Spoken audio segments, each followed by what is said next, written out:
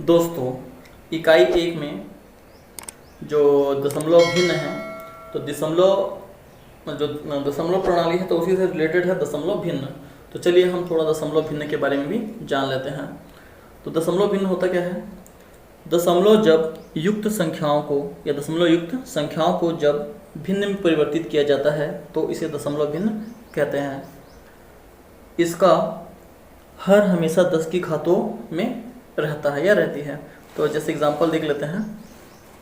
दशमलव युक्त संख्या एक तरफ आपको दिया गया है, दूसरी तरफ दशमलव भिन्न दिया गया है। जैसे 0.3 तो दशमलव के बाद यहाँ 3 है, तो यहाँ पर हम लोग जब इसको दशमलव भिन्न में बदलेंगे तो दशमलव के बाद जितना अंक होगा उतना अपन 0 लगा देंगे। तो यहाँ क्या हो जाएगा 3/10, क्योंकि दशमलव के बाद यहाँ 1 अंक था तो यहाँ 1 के बाद हम 1 0 लगाएंगे। वैसे ही 0.05 तो इसको जब दशमलव भिन्न में बदलेंगे तो यह आ जाएगा 5/100, क्योंकि दशमलव के बाद यहाँ 2 अंक हैं।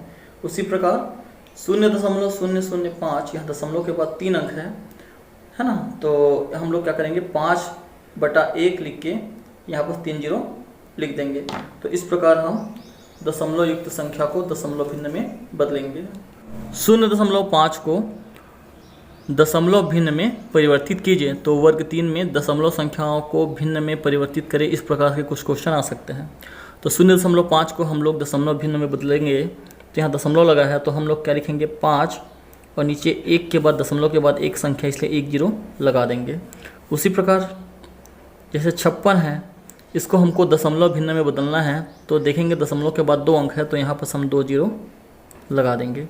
उसी प्रकार 572 दशमलव के बाद 2 अंक था तो हम लोग 1 लिख कर इसके नीचे 2 0 लगा देंगे। वैसे ही देखते हैं 0.052 तो यहाँ 5 2 लिखते हैं और नीचे लिखेंगे 1। अब देखेंगे दशमलव के बाद 3 अंक है तो हम यहाँ 3 0 लगा देते हैं। उसी प्रकार से 9.005 ऐसा लिखा हुआ है तो हम लोग भी क्या करते हैं नीचे में 1 लिखकर दशमलव के बाद जितना अंक है उतना 0 लगा देते हैं। एक लास्ट और देख लेते हैं।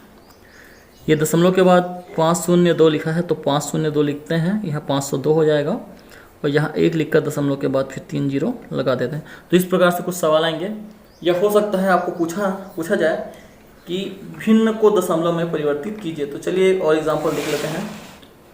यहाँ आपको बोला जाएगा भिन्न को दशमलव में या भिन्न का दशमलव में परिवर्तन कीजिए।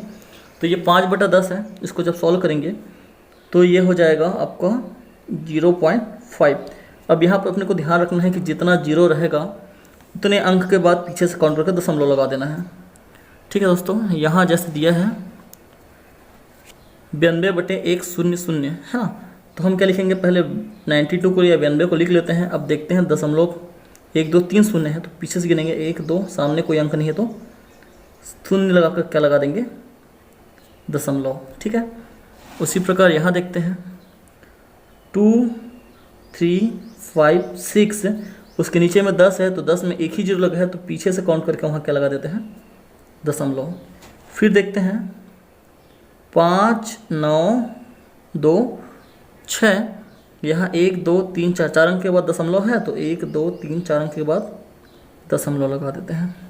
उसी प्रकार से 2 के बाद 1 है ना, 2 के बाद बटे में 1 के बाद 1 2 3 4 0 है तो अब 2 लिखते हैं, सामने 1 2 3, तो टोटल कितने अंक हो गए 1 2 3 4 1 2 3 4 और यहाँ लगा देते हैं दशमलव। तो ये इस प्रकार से जो क्वेश्चन है कि भिन्न का दशमलव में परिवर्तन कीजिए, इस प्रकार से आप सॉल्व कर सकते हैं।